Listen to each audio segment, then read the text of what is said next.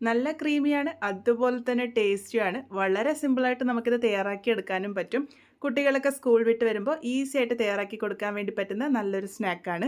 ഇതുണ്ടാക്കാനായിട്ട് ആദ്യം തന്നെ ഒരു ബൗളിലേക്ക് 1/4 കപ്പ് ചവ്വരി എടുത്തിട്ടുണ്ട്. ചവ്വരി അല്ലെങ്കിൽ സാബൂനരി എന്നൊക്കെ പറയും. മീഡിയം തിക്നെസ് ആയിട്ടുള്ളതാണ് ഞാനിവിടെ എടുത്തിരിക്കുന്നത്. 2-3 പ്രാവശ്യം നല്ലപോലെ കഴുകിയെടുത്തതിന് ശേഷം 1/4 കപ്പ് ചൂടുവെള്ളം ഒഴിച്ചിട്ട് ഒന്ന് സോക്ക് ചെയ്യാൻ വേണ്ടി വെക്കാം. 10 മിനിറ്റ് മാത്രം ഒന്ന് സോക്ക് ചെയ്തെടുത്താൽ മതി.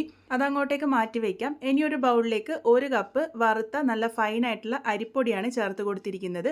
പത്തിരിപ്പൊടി എന്ന് പറഞ്ഞ് കിട്ടുന്ന ആ ഒരു പൊടിയാണ് ഉപയോഗിച്ചിരിക്കുന്നത്. ഇതിലേക്ക് 1/4 ടീസ്പൂണിൻ്റെ പകുതി അളവ് ഉപ്പ് ചേർത്ത് കൊടുത്തിട്ടുണ്ട്. ഇനി ഇതൊന്ന് കുഴച്ചെടുക്കാം. നല്ല തിളച്ച വെള്ളം ഒഴിച്ചിട്ട് വേണം ഇത് കുഴച്ചെടുക്കാൻ വേണ്ടിയിട്ട്. കുറച്ചായിട്ട് വെള്ളം ഒഴിച്ചു കൊടുത്ത് നല്ലപോലെ തന്നെ ആദ്യം ഒന്ന് മിക്സ് ചെയ്തെടുക്കാം.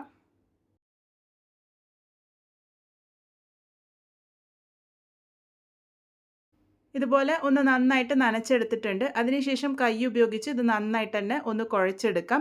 നല്ല സോഫ്റ്റ് ആയിട്ടുള്ള കൂട്ടാണ് നമുക്കിവിടെ ആവശ്യമായിട്ടുള്ളത്. വെള്ളം ആവശ്യമായിട്ട് വരുന്നുണ്ടെങ്കിൽ ഇവിടെ ചേർത്ത് കൊടുക്കാവുന്നതാണ്.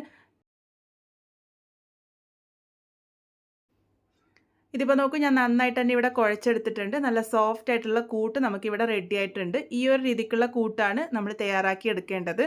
ഇത് കുഴച്ചെടുക്കാനായിട്ട് ഞാൻ 1 കപ്പ് തിളച്ച വെള്ളം എടുത്തിരുന്നു. അതിൻ്റെ ഏകദേശം 1/4 ഭാഗത്തോളം ഞാൻ ഉപയോഗിച്ചിട്ടുണ്ട്.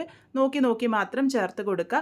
ഇനി ഇത് ചെറിയ ഉരുളകളാക്കിയിട്ട് ഉരുട്ടിയെടുക്കാം. നല്ല സോഫ്റ്റ് ആയിട്ടുള്ള കൂട്ടായതുകൊണ്ട് തന്നെ നമുക്കിത് ഈസി ആയിട്ട് ഉരുട്ടിയെടുക്കാൻ വേണ്ടി പറ്റും. ഇതേപോലെ തന്നെ എല്ലാം തന്നെ ഉരുട്ടിയെടുത്തിട്ടുണ്ട്. എല്ലാം ഒരേ പാകത്തിന് തന്നെ ഉരുട്ടിയെടുക്കാൻ വേണ്ടിയിട്ട് ശ്രദ്ധിക്കുക. ഇതുപോലെ ഉരുളകൾ തന്നെ ആക്കണമെന്നില്ല. നിങ്ങൾക്ക് ഇഷ്ടമുള്ള ഏത് ഷേപ്പ് വേണമെങ്കിലും ചെയ്തെടുക്കാവുന്നതാണ്. ഇനി ഇവിടെ അത്യാവശ്യം നല്ല അടികട്ടിയായിട്ടുള്ള ഒരു വലിയ പാനിലേക്ക് 1/2 ലിറ്റർ പാൽ ഒഴിച്ചു കൊടുത്തിട്ടുണ്ട്. കൂടെ തന്നെ 1 കപ്പ് വെള്ളം കൂടെ ഒഴിച്ചു കൊടുക്കാം. എൻ്റെ 1 കപ്പ് എന്ന് പറയുന്നത് 250 ml ആണ്. അതും കൂടെ ചേർത്ത് കൊടുത്ത് നല്ലപോലെ ഒന്ന് യോജിപ്പിച്ച് പാല് തിളക്കാൻ വേണ്ടിയിട്ട് വെയിറ്റ് ചെയ്യാം. പാല് നല്ലപോലെ തിളച്ച് വന്നതിന് ശേഷം നമ്മൾ നേരത്തെ സോക്ക് ചെയ്യാൻ വേണ്ടി വെച്ചിരിക്കുന്ന ചവ്വരി മുഴുവനായിട്ടും തന്നെ ഇട്ട് കൊടുക്കാം. അതിനുശേഷം ഒന്ന് ഇളക്കി യോജിപ്പിച്ച് കൊടുത്തതിന് ശേഷം ഈ ഒരു ചവ്വരി ഒന്ന് വേവിച്ചെടുക്കാം. ഇടയ്ക്കിടയ്ക്ക് ഇതുപോലെ ഒന്ന് ഇളക്കി യോജിപ്പിച്ച് കൊടുക്കാൻ മറക്കരുത്, അല്ലെങ്കിൽ പാട കെട്ടാനുള്ള സാധ്യതയുണ്ട്. ഈ ഒരു ചവ്വരി ഞാനിവിടെ ഏകദേശം ഒരു 5 മിനിറ്റ് നേരം നല്ലപോലെ തന്നെ വേവിച്ചെടുത്തിട്ടുണ്ട്. അതിനുശേഷം ഇതിലേക്ക് നമ്മൾ തയ്യാറാക്കി വെച്ചിരിക്കുന്ന ആ ഒരു ഉരുളകളും കൂടെ ചേർത്ത് കൊടുക്കാം. ഉരുളകൾ ഇവിടെ മുഴുവനായിട്ടും തന്നെ ഇട്ട് കൊടുത്തിട്ടുണ്ട്. ഇട്ട് കൊടുത്താൽ ശ്രദ്ധിക്കാനുള്ളത്, ഇട്ട് കൊടുത്ത പാട് ഇത് ഇളക്കാൻ വേണ്ടി പാടില്ല. അപ്പോൾ പൊടിയാനുള്ള സാധ്യതയുണ്ട്. കുറച്ച് സമയം വെയിറ്റ് ചെയ്തതിന് ശേഷം മാത്രം ഇളക്കി കൊടുത്താൽ മതി.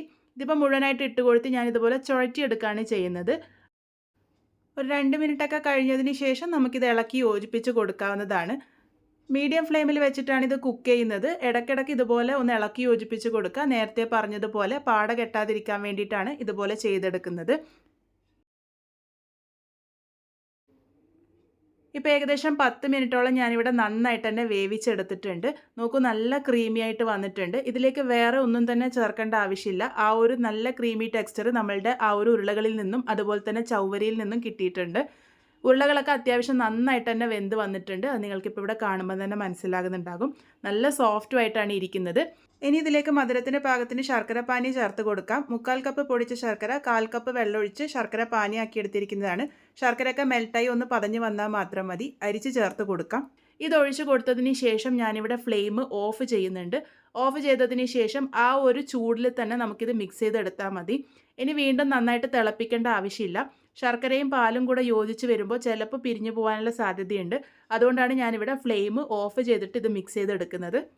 ഇതിപ്പോൾ നന്നായിട്ട് തന്നെ മിക്സ് ചെയ്തെടുത്തിട്ടുണ്ട്. നല്ല ക്രീമി ആയിട്ടുള്ള ടെക്സ്ചറിലാണ് നമ്മളുടെ പലഹാരം ഇരിക്കുന്നത്. ഇതിലേക്ക് നല്ലൊരു ഫ്ലേവറിനായിട്ട് 1/4 ടീസ്പൂൺ ഏലക്കാപ്പൊടി കൂടെ ചേർത്ത് കൊടുക്കാം. അതിനുശേഷം നന്നായിട്ട് യോജിപ്പിച്ചെടുത്തു കഴിഞ്ഞാൽ നമ്മളുടെ പലഹാരം ഇവിടെ റെഡി ആയിട്ടുണ്ട്. ഇതുപോലെ നന്നായിട്ട് ഇളക്കി യോജിപ്പിച്ച് കൊടുത്തതിന് ശേഷം ഇതൊന്ന് അടച്ച് വെച്ച് കൊടുക്കാം. അടച്ച് വെച്ച് ഇതിൻ്റെ ചൂട് ഒന്ന് ചെറുതായിട്ട് ആറി വരുന്നത് വരെ വെയിറ്റ് ചെയ്യാം. അപ്പോഴേക്കും ആ ഒരു ശർക്കരയും ഇതുമായിട്ട് നന്നായിട്ട് യോജിച്ച് വന്നോളും. ആ ഒരു ചൂടിൽ ഇതുപോലെ അടച്ച് വെച്ച് കൊടുത്താൽ മതി. ഇപ്പോൾ നോക്കൂ, ചൂടൊക്കെ നന്നായിട്ട് ആറി വന്നിട്ടുണ്ട്. ഇതൊരല്പം കട്ടിയായിട്ട് വന്നിട്ടുണ്ട്. ഈ ഒരു കൺസിസ്റ്റൻസിയിൽ കഴിക്കാനാണ് ഇത് രുചി.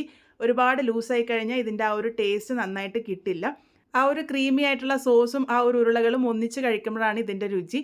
അപ്പോൾ എന്തായാലും ട്രൈ ചെയ്ത് നോക്കൂ. ഇതിൻ്റെ ചൂട് ആറിയതിന് ശേഷം മാത്രം സെർവ് ചെയ്താൽ മതി. നമ്മളിന്ന് ഉണ്ടാക്കിയിരിക്കുന്നത് ക്രീമി ആയിട്ടുള്ള പാൽ കുഴക്കട്ടയാണ്, ഒരല്പം വ്യത്യസ്തമായ രീതിയിൽ. ഇതേ പലഹാരം തേങ്ങാപ്പാലിലും തയ്യാറാക്കി എടുക്കാവുന്നതാണ്. അതുപോലെ തന്നെ വിനായക ചതുർത്ഥിക്ക് പ്രസാദമായിട്ടും ഉപയോഗിക്കാവുന്നതാണ്. എന്തായാലും ട്രൈ ചെയ്ത് നോക്കൂ. ട്രൈ ചെയ്ത് ഫീഡ്ബാക്സ് ഒക്കെ പറയാൻ വേണ്ടി മറക്കരുത്. വീണ്ടും ഒരു നല്ല റെസിപ്പിയുമായി വളരെ പെട്ടെന്ന് തന്നെ കാണാം.